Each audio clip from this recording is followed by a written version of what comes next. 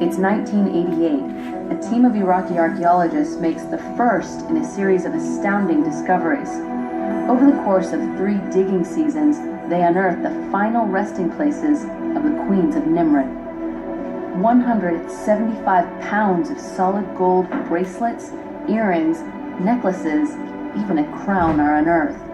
A ring still adorns a finger bone. An amulet still encases the forearm of a long-dead queen.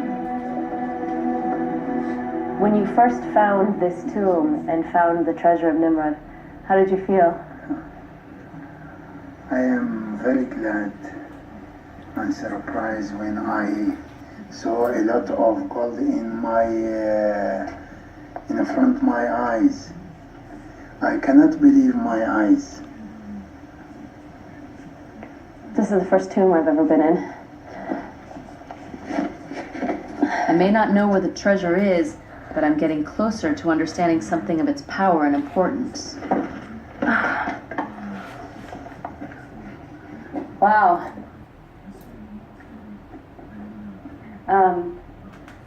This is pretty incredible. This is the sarcophagus, and her head was on this side, and apparently her body was adorned in...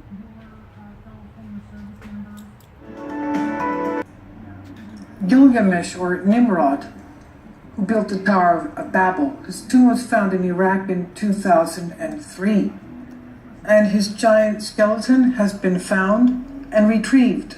Archaeologists in Iraq believe they found the lost tomb of King Gilgamesh, the subject of the oldest book in history, the Epic of Gilgamesh, written by Middle Eastern scholars 2,500 years before Christ, commemorating the life of the ruler of the city of Uruk, from which Iraq gets its name.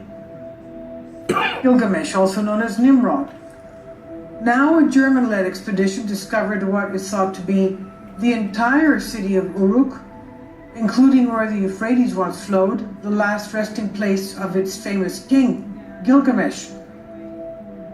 John Fassenberg of the Bavarian Department of Historical Monuments in Munich said, "I don't want to say definitely it was the grave of King Gilgamesh, but it looks very similar to that described in the epic."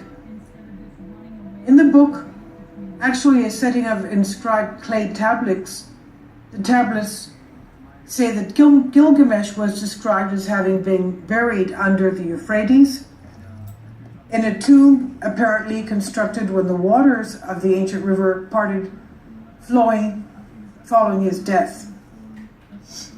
Fassbinder said, "We found just outside the city, an area in the middle of the former Euphrates River, the remains of such a building which could be interpreted as a burial." He said the amazing discovery of the ancient city under the Iraqi desert had been made possible by modern technology. He adds, "By differences in magnetization in the soil, you can look into the ground. The difference between mud bricks and sediments in the Euphrates River gives a very detailed structure. This creates a magnetogram, which is then digitally mapped, effectively giving a town plan of Uruk. It was a Venice in the desert. The most surprising thing was that we found structures already described by Gilgamesh. We covered more than 100 hectares. At Real Canadian Superstore, we bring you our freshest food.